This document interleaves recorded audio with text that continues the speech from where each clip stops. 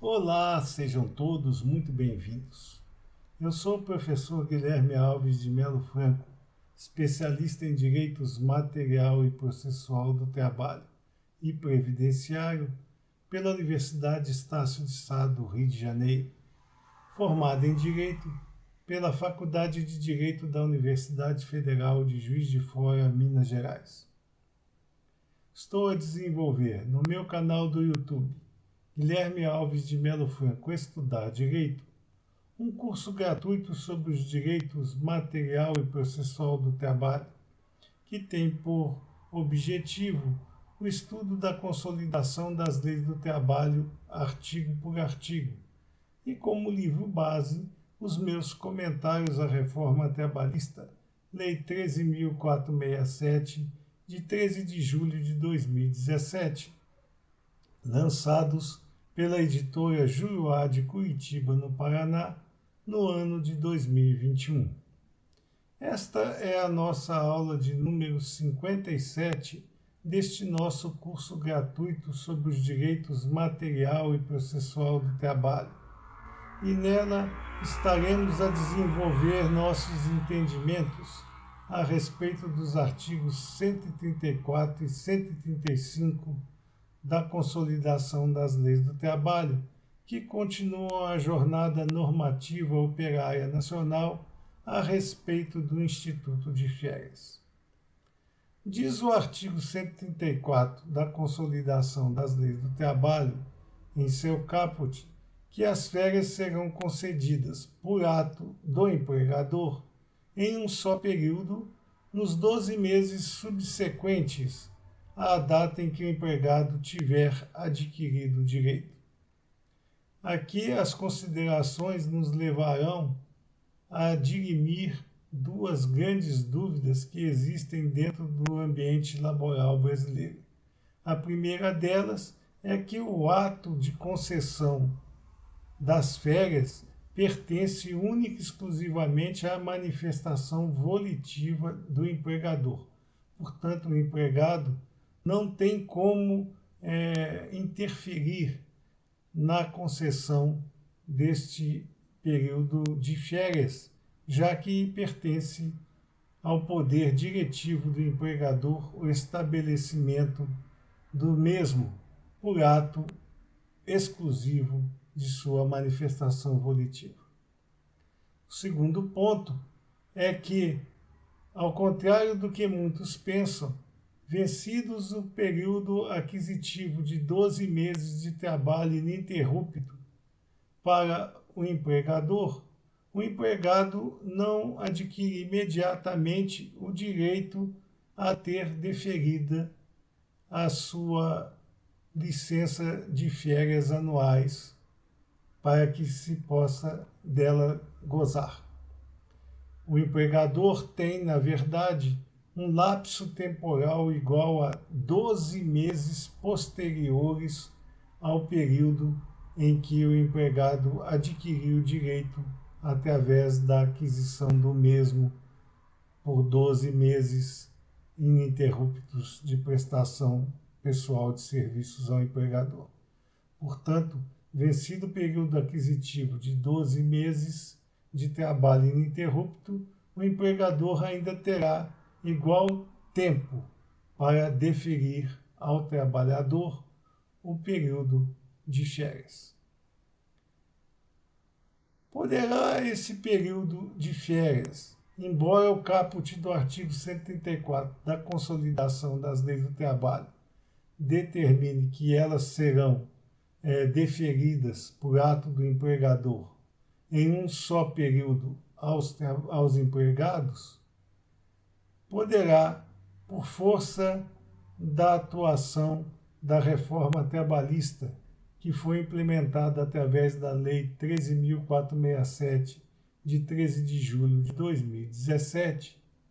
o empregador dividir o período de férias em 3 parcelas distintas, desde que o empregado concorde expressamente com esta divisão. Portanto, essa situação trazida à lume pela reforma trabalhista ela é uma mitigação ao direito do empregador em estabelecer a quantidade de dias em que o empregado poderá deixar de comparecer ao trabalho para o gozo do direito anual de férias. Mas apenas e tão somente poderá haver a divisão em 3 etapas deste período de férias, se e somente se o empregado com ela concordar. Não havendo a concordância expressa, não pode ser uma concordância verbal, tem que ser uma concordância documentada através de um texto escrito e assinado pelo empregado. Se não houver essa concordância, as férias deverão ser determinadas ao empregado em um só período. Também não podem os comandos empresariais a respeito do início do período de férias estabelecer que as mesmas venham a ser inicialmente gozadas antes de 2 dias antes de feriados ou do dia do descanso semanal remunerado do empregado. O que quer dizer que as férias não poderão começar, mesmo que se fosse essa a manifestação volitiva do empregador, em período de 2 dias anteriores a feriados ou ao dia em que já estava estabelecido como descanso semanal remunerado do empregado. O artigo 135 da Consolidação das Leis do Trabalho determina que a concessão de férias será comunicada por escrito ao empregado. Portanto, a comunicação tem que ser por escrito com antecedência mínima de 30 dias. Portanto, para que seja destinado ao empregado o início do gozo do período de férias anuais, o empregador terá que necessariamente e de forma indispensável enviar ao mesmo um comunicado com antecedência mínima de 30 dias de que o empregado, a partir daquela data estabelecida, estará em gozo de férias. Essa oportunidade legal é para que o empregado possa programar o seu período de descanso com uma antecedência razoável para que ele possa usufruir desse descanso da melhor maneira que lhe aprouver. Essa antecedência mínima de 30 dias e esse comunicado deverão ser destinados ao empregado por documento escrito e ele dará recibo a respeito desta situação em que o empregador lhe destina o período de férias anuais. Para que ele possa iniciar, o empregado, o seu período de gozo de férias anuais, ele deve apresentar a CTPS ao seu empregador. Se a carteira de Trabalho e Previdência Social for ainda cumprida pela forma física. Pois se a CTPS for na forma eletrônica, essa situação não é mais necessária, pois o empregador tem acesso imediato e direto à carteira de Trabalho e Previdência Social do empregado na modalidade eletrônica. As férias serão anotadas também no registro de empregado desde que não seja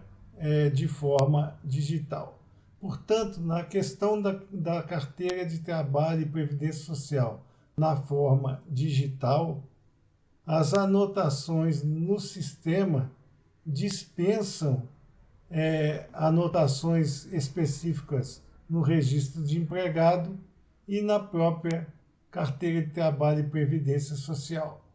porque o sistema do Ministério do Trabalho e Previdência para a carteira de trabalho e previdência social digital é automático e, portanto, não precisa mais de nenhuma ação do empregado neste sentido, a não ser que as carteiras de trabalho e previdência social dos empregados sejam assumidas ainda por sua forma física. Estas eram as considerações que nós gostaríamos de fazer a respeito dos artigos 134 e 135 da Consolidação das Leis do Trabalho, nesta nossa aula de número 57 deste nosso curso de Direitos Material e Processual do Trabalho. Aproveitamos a oportunidade para agradecer a presença de todos nestas nossas aulas e suplicar novamente que aqueles que ainda não o fizeram, deixem seus likes nas nossas aulas e se inscrevam no nosso canal, pois é através destas duas atividades de vocês que nós poderemos continuar a desenvolver nossos estudos a respeito da consolidação das leis do trabalho artigo por artigo e a dispensar o nosso conhecimento e nossos estudos para o maior número de pessoas possíveis, sejam elas alunas, sejam elas apenas interessados nos temas aqui desenvolvidos. Muito obrigado a todos.